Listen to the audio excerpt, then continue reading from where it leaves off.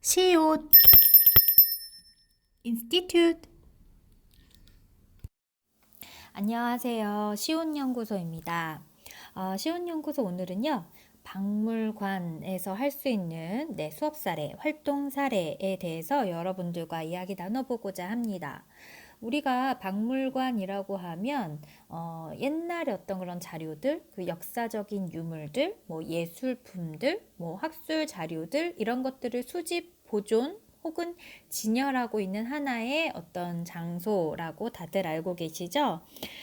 박물관에 있는 전시물들은 과거로부터 이어온 것일 수도 있지만 현재의 것들일 수도 있고 그리고 미래의 것들일 수도 있습니다. 그래서 우리가 박물관을 통해서 알아볼 수 있는 내용들이 굉장히 많은데요.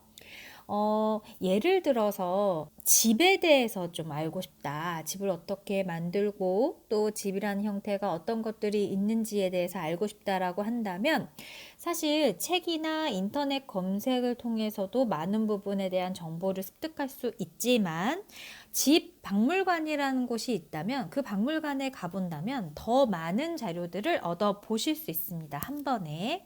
그리고 또 한글에 대해서 관심이 있다라고 한다면 한글 박물관을 방문한다면 한글의 역사 부분에 대해서도 알 수 있고 언어적인 부분에 대해서도 알 수 있고 그리고 사회적인 부분에 대해서도 알 수 있고 예술적인 부분을 알 수 있습니다. 그래서 어떻게 보면 박물관은 융합교육의 집합체라고도 볼 수가 있죠.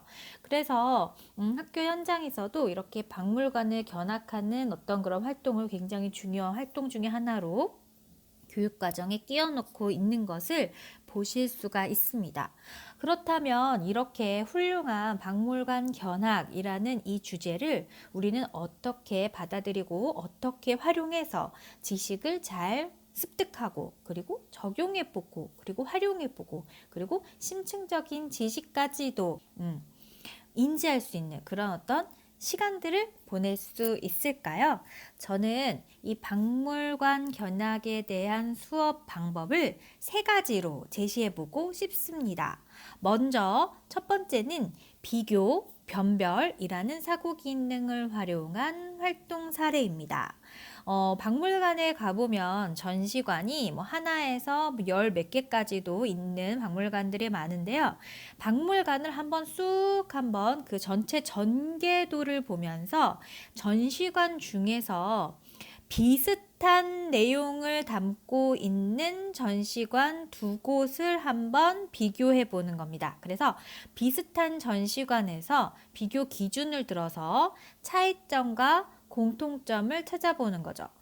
혹은 전시관 중에서 정말 너무나 다를 것 같은 전시관 두 곳을 찾아서 이 두 곳에 대한 공통점과 차이점을 표로 나타내는 활동을 박물관에서 한번 해본다면 이 박물관 전시장에 있는 전체의 어떤 문맥도 내용도 확인을 해보실 수 있겠지만 좀 더 세부적으로 내가 이 표를 정리하기 위해서 정답을 찾기 위해서 찾아야 할 단어들 그리고 내용들을 계속 체험해 나가면서 보다 여러 번 반복하게 되고 또 여러 번 숙지하게 되고 그리고 그 중에서 중요한 내용을 추출해 보는 그런 어떤 고차원적인 사고 과정도 한번 경험해 보실 수 있으실 겁니다.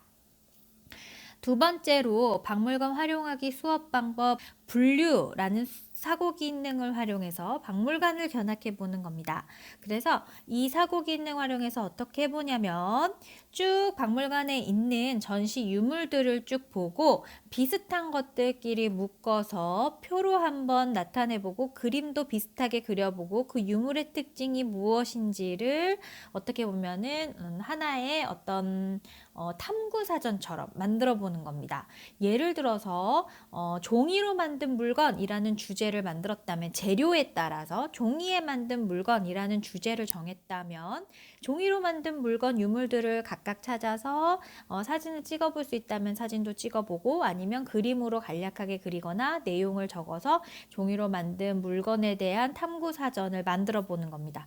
그러면 또 다른 걸로 혹은 도자기, 그러니까 자기로 만든 물건, 흙으로 만든 물건이라는 내용을 가지고 또 재료라는 분류 기준이니까요. 또 흙으로 만든 물건에 대한 물건들을 찾아서 그림이나 사진으로 남기고 세부 내용을 적어보는 거죠. 또는 유리로 만든 물건이라고 해서 이렇게 재료를 가지고도 할 수 있고, 혹은 재미있게 색깔이라는 어떤 분류 기준을 가지고 해볼 수도 있겠고요. 분류를 세워서 하나의 탐구 사전처럼 남겨보는 것도 좋은 방법입니다.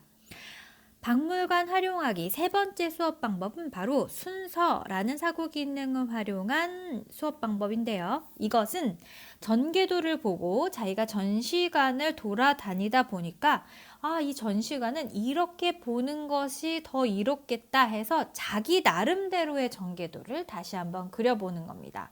그래서 국립중앙박물관 전시관을 쭉 보니까 이렇게 되어 있는데 동선이나 이런 걸로 봤을 때에는 이 방법 말고 또 다른 방법이 있을 수 있겠다 싶으면 다른 전개도를 한번 만들어 보는 거죠. 그래서 사실 국립중앙박물관 같은 경우에는 뭐 선사시대부터 시작을 해서 조선시대까지 전시관이 만들어져 있지만 이런 전시관이 배치가 이렇게 되어 있는데 나라면은 이렇게 배치를 해서 이런 순서대로 왔다 갔다 한다면 좀 더 재미있었다라는 자신의 경험을 전개도로 만들어 보는 겁니다. 사실 이 전개도로 만들어 보는 것은 크게 정답이 없기 때문에 자기는 국립중앙박물관이지만 이렇게 시대별로 보는 것보다는 뭐 도자기에 대한 시대적인 걸 한눈에 담아봤으면 좋겠다. 혹은 전쟁이 사용한 무기별로 되어 있는 어떤 내용을 한눈에 담아봤으면 좋겠다. 이런 식으로 자기 나름대로의 기준을 정해서 박물관을 다시 한번 재배치해보고 그런 전개도를 새로이 그려보는 활동으로 전개해도 너무나 즐거운 박물관 활용하기 수업 방법이 될 수 있겠습니다. 오늘은 박물관을 활용할 수 있는 수업 방법 세 가지에 대해서 알아봤는데요. 꼭 한번 박물관에 견학을 갔을 때 사용해 보시기를 권장드립니다. 그럼 다음 주에는 더 좋은 쉬운 연구소 영상으로 여러분들을 찾아뵙도록 하겠습니다. 그럼 여러분들 모두 안녕!